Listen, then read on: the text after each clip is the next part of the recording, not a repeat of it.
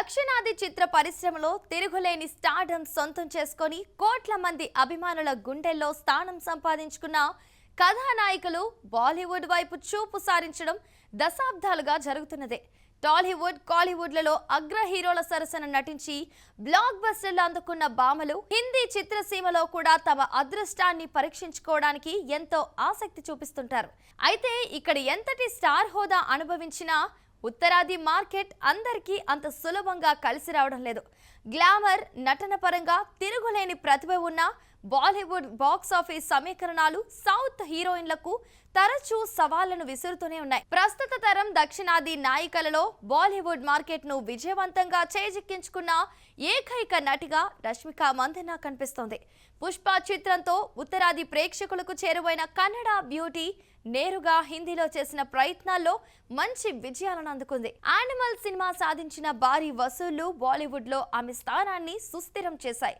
Commercial success తో పాటు వరుసగా హిందీలో క్రేజీ ప్రాజెక్టులను దక్కించుకుంటూ దూసుకుపోతున్న రష్మిక మినహా మిగిలిన సౌత్ స్టార్ హీరోయిన్ల ప్రయాణం మాత్రం అక్కడ ఒడిదుడుకులతో సాగుతోంది. తెలుగులో తిరుగులోని క్రేజ్ సంపాదించుకున్న పూజా హెగ్డే సీతారామం సినిమాతో సౌత్ ప్రేక్షకులకు ఆరాధ్య దేవతగా మారిన మృణాల్ ఠాకూర్ ఇద్దరు బాలీవుడ్ పై భారీ ఆశలే పెట్టుకున్నారు. ఇద్దరి కలయికలో ప్రతిష్టాత్మకంగా ఇటీవలే విడుదలైన హిందీ చిత్రం హే జవానీతో ఇష్క్ హోనా హే బాక్స్ ఆఫీస్ వద్ద భారీ అంచనాలతో బరిలోకి దిగింది. సౌత్ లో మంచి మార్కెట్ ఉన్న ఇద్దరు భామలు స్క్రీన్ పంచుకున్న ఉత్తరాది ఆడియన్స్ ను ఈ చిత్రం ఆశించిన స్థాయిలో ఆకట్టుకోలేకపోయింది.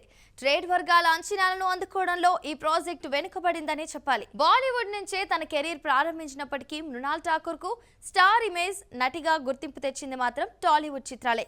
ఇక్కడ బ్యాక్ టు బ్యాక్ విజయాలతో టాప్ లీగ్ లోకి వెళ్లిన బ్యూటీ తిరిగి బాలీవుడ్ లో జెండా పాతాలని గట్టిగానే ప్రయత్నిస్తోంది. అయితే ఆమె నటించిన తాజా సీక్వెల్ చిత్రం సన్ ఆఫ్ సర్దార్ 2 కూడా బాక్స్ ఆఫీస్ వద్ద ఆశించిన ఫలితాన్ని ఇవ్వలేకపోయింది. అటు కంటెంట్ పరంగా, ఇటు వసూళ్ల పరంగా సినిమా నిరాశపరచడం మృణాల్ హిందీ కెరీర్ గ్రాఫ్ కు కొంత బ్రేక్ వేసినట్లయింది. మరోవైపు టాలీవుడ్, కాలీవుడ్లలో గ్లామర్ డాల్ గా గుర్తింపు తెచ్చుకున్న నిధి అగర్వాల్ కెరీర్ ప్రారంభంలో నటించిన మున్నా మైకేల్ ఆమెకు బాలీవుడ్ లో ఆశించిన బ్రేక్ ఇవ్వలేకపోయింది. అలాగే తంగలాన్ వంటి చిత్రాలతో మెప్పించిన మాలవిక మోహనన్ హిందీలో చేసిన యుద్ధ చిత్రం కూడా పెద్దగా ప్రభావం చూపలేదు.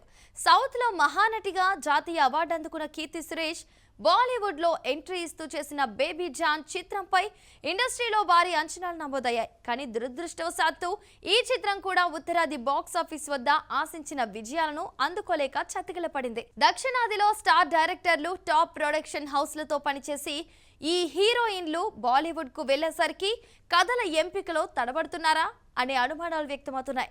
సౌత్ సినిమాల్లో హీరోయిన్ల క్యారెక్టరైజేషన్, వారికి లభించే పబ్లిసిటీ, హైప్ హిందీ సినిమాల్లో కనిపించడం లేదనే విమర్శలు కూడా ఉన్నాయి.